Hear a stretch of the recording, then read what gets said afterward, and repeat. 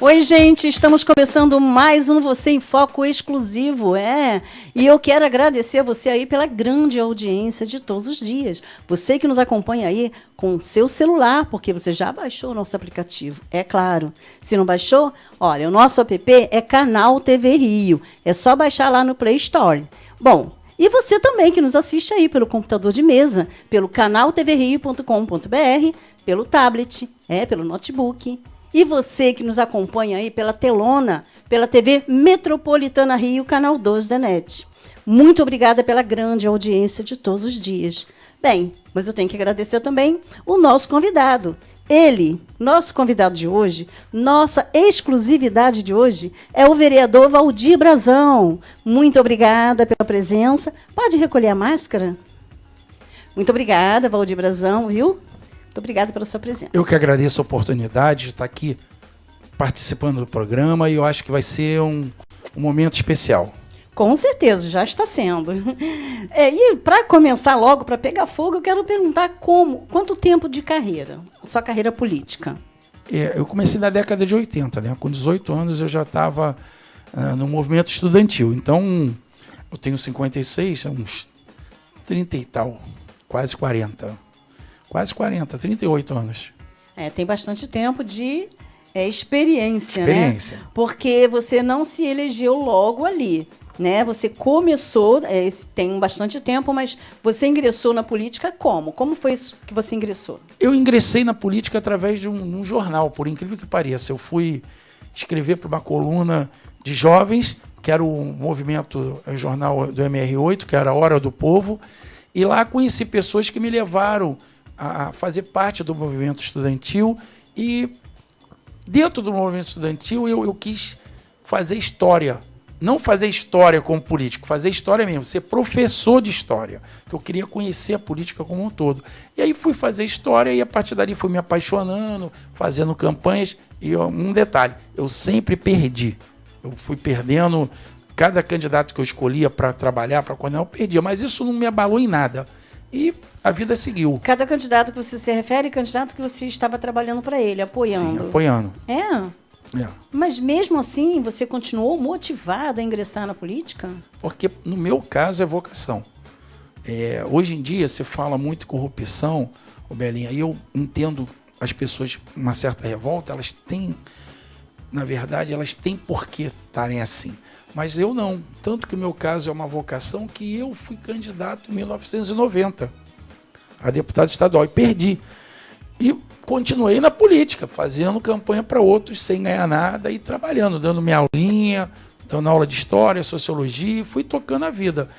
Em 96 eu tive a oportunidade de conhecer o Domingos Brazão e fui coordenar o Brazão e a gente teve vitória, ele ganhou e eu entrei para o Legislativo, dessa vez já ganhando, né, que quem trabalha dentro do Legislativo ganha bem mais do que o professor, obviamente. Então, construí a carreira ali, estou desde 96 na Câmara Municipal do Rio de Janeiro. Que bacana, que legal. Mas você podia passar para a gente, para quem ainda não sabe, qual é a principal função do vereador? Nós sabemos que é criar leis, né? É representar o nosso povo, o seu eleitorado. Mas qual é a principal função do vereador? Fiscalizar. O vereador é uma ponte entre a sociedade e o executivo, que é o prefeito, mas fiscalizar o prefeito. De que forma que a gente fiscaliza o prefeito? Através do requerimento de informação. Você pode fiscalizar os gastos públicos e eles dão à mostra no que eles chamam de Transparência Brasil nos SAT. Essa Transparência Brasil é transparente mesmo?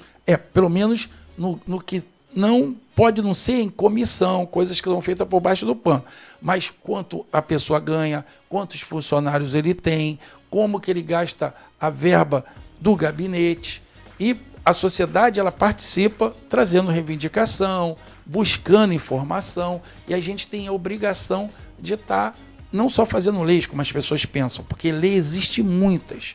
Graças a Deus, até hoje, nesses 3 meses, e você não vai ver isso, você também como entrevistadora, como jornalista, eu nunca vou fazer lei mudando o nome de rua, ou essa papagaiada de emoção, a dar no pau, como muitos fazem aí para qualquer um. Por quê? Porque isso não é política. Isso aí é só para aparecer para o vizinho. O seu Zezinho é uma pessoa importante, merece o nosso respeito? Merece. Mas ele não é uma pessoa pública. A pessoa pública é aquela igual você, que se expõe aqui através da mídia. Então, eu posso te dar uma moção? Posso te dar uma medalha? Posso, porque você trabalhou ao longo dos anos entrevistando pessoas, contribuindo para o conhecimento da sociedade, para o conhecimento público, para a cultura de modo geral. O seu Zezinho foi uma pessoa simples. E por que se dá moção? Para puxar o saco da família do vizinho, do cara da esquina, do cara do mercadinho. Eu sou contra esse tipo de arranjo. Eu acho que tem que ser preto do branco. Então, Brazão, você citou que você começou sua carreira política lá atrás, há cerca, isso aí vai o quê? Mais de 30 anos. E, no decorrer desse tempo, você também citou aqui ainda há pouco citou até esse termo, essa frase, por debaixo dos panos. Nessa sua trajetória, durante esses 30 e alguns anos, você já se deparou com uma situação dessa? Eu já, algumas vezes. Quer que eu fale aqui? Pode problema? Falar, à vontade. Aqui é muito a câmera comum, e o microfone é todo seu. É muito comum aqui no Brasil o que eles chamam de restos a pagar.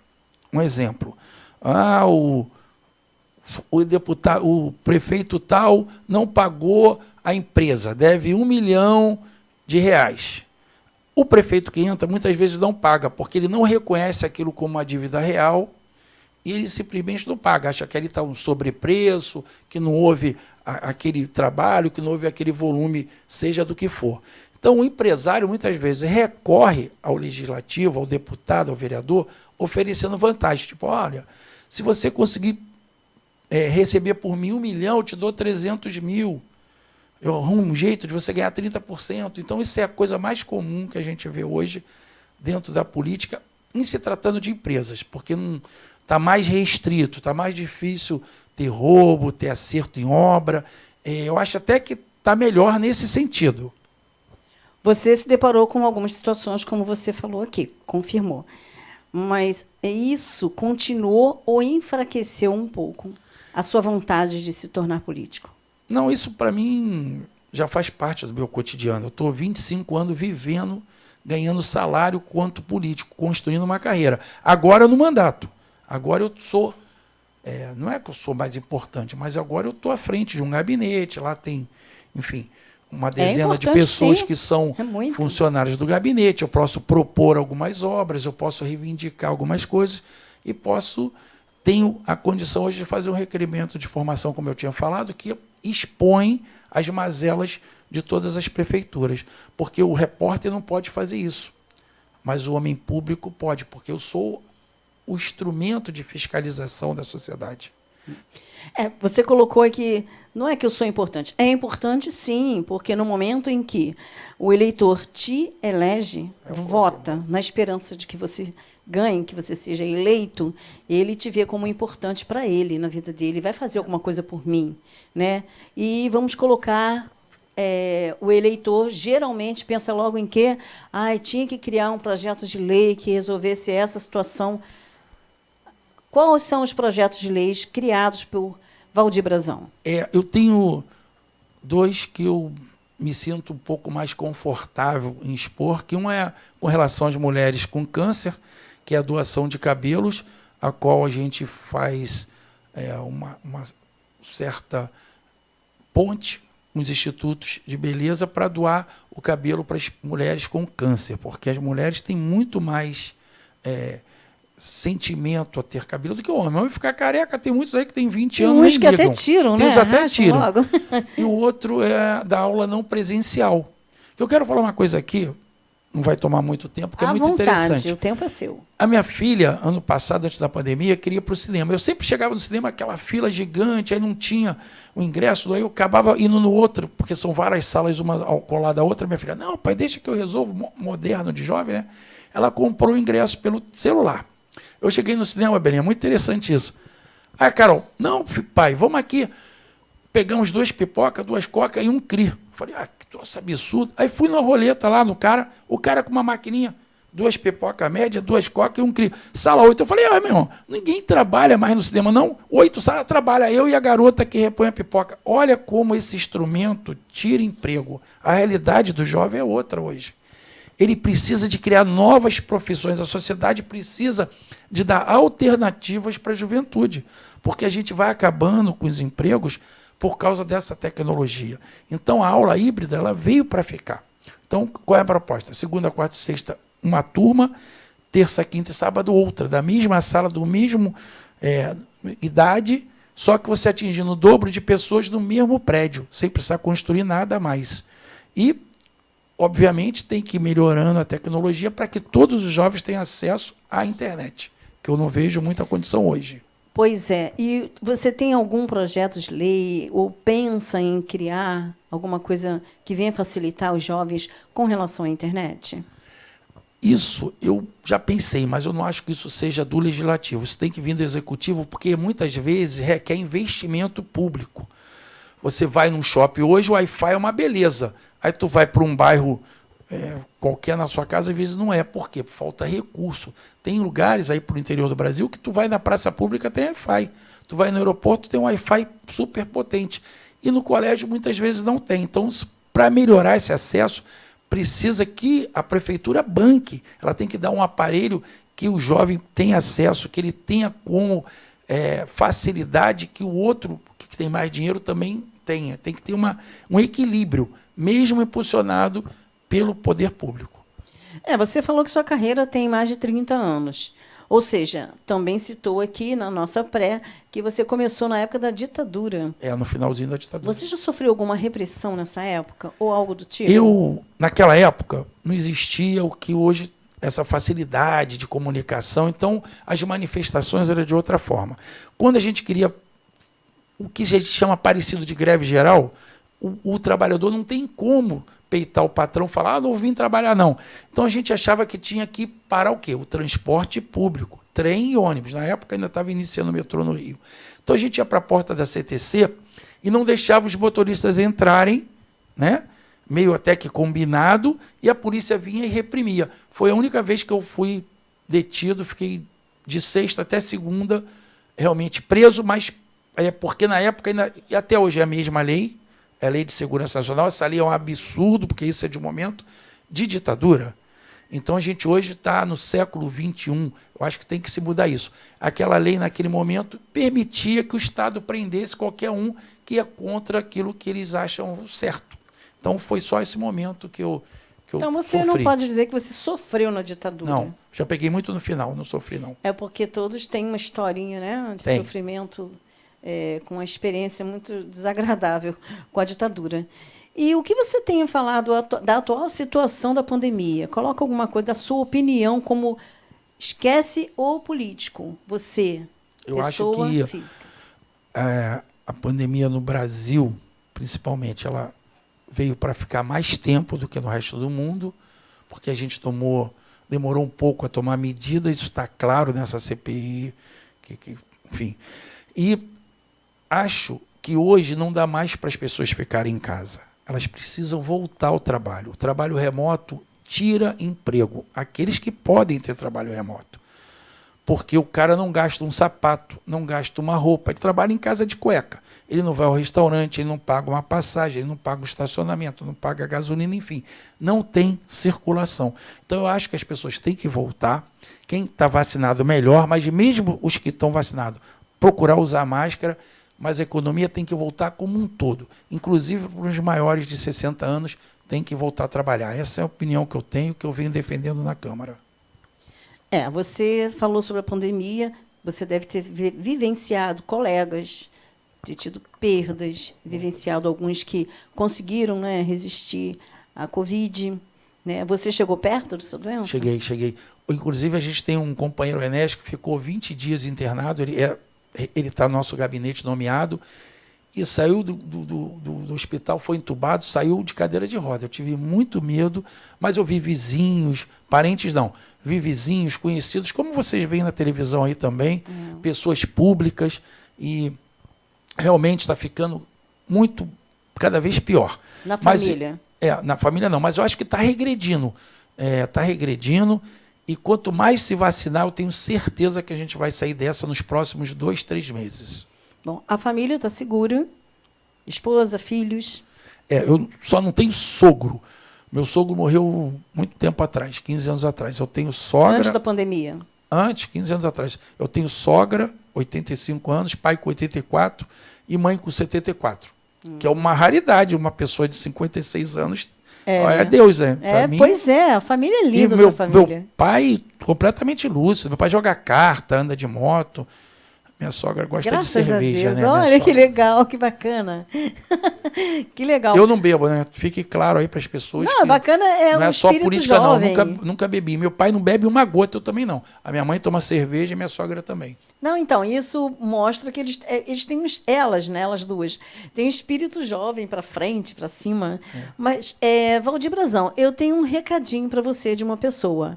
Vamos ver. Pode soltar a produção? Falar do meu amigo e irmão Valdir Brazão, que nos acompanha a família Brazão há mais de 20 anos. Valdir, professor de História, uma pessoa dedicada, e hoje desempenhando o papel de vereador na cidade do Rio de Janeiro. A importância que é o elo entre a população e o executivo, dando voz à população de todo o município do Rio, defendendo ali aquela população que mais precisa.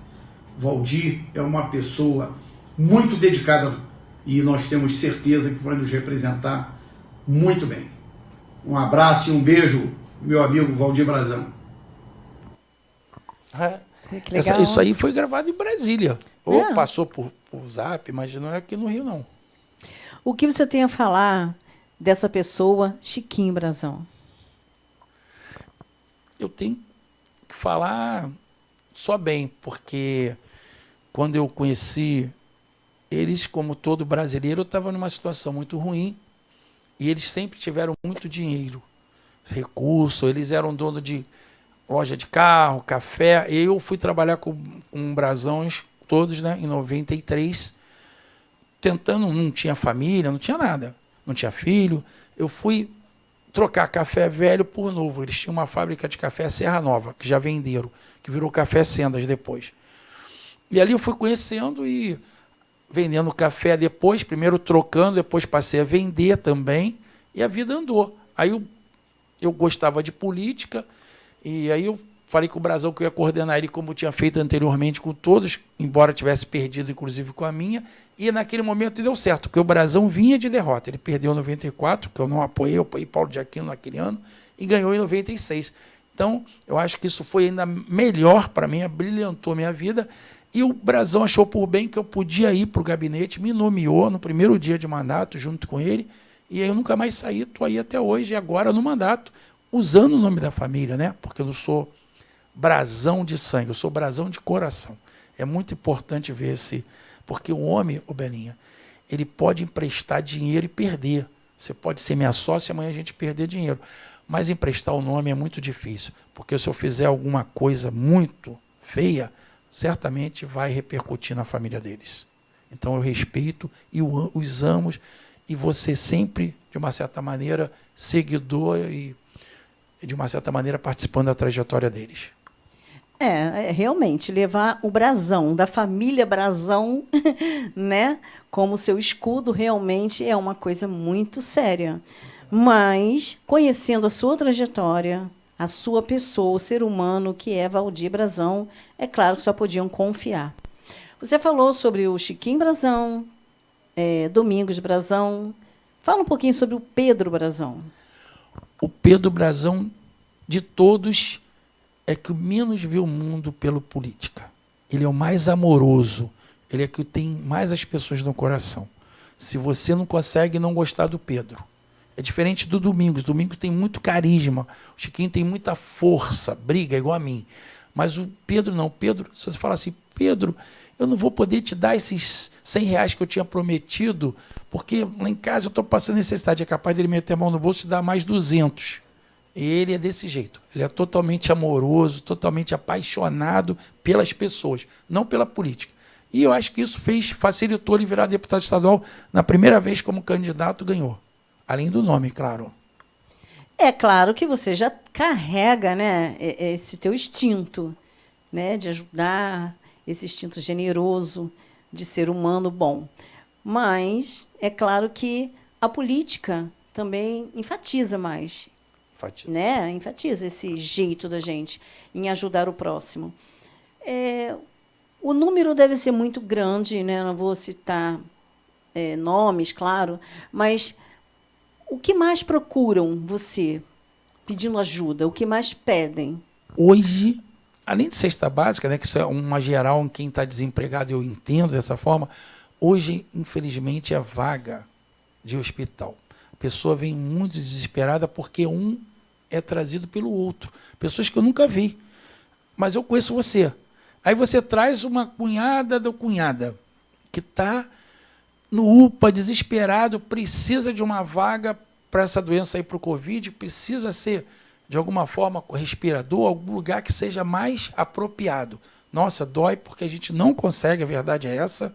Você não pode dizer para a pessoa que não vai conseguir, você vai dizer que vai tentar, e mesmo que conseguir seria imoral, se não ilegal, porque você está tirando vaga de alguém.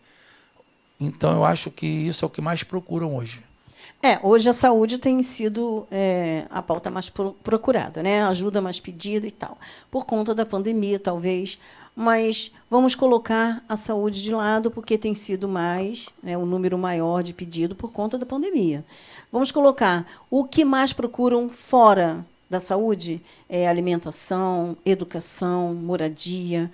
Desses três, o que mais, nesse período todo da sua carreira, o que mais procuraram a pedir? Trabalho.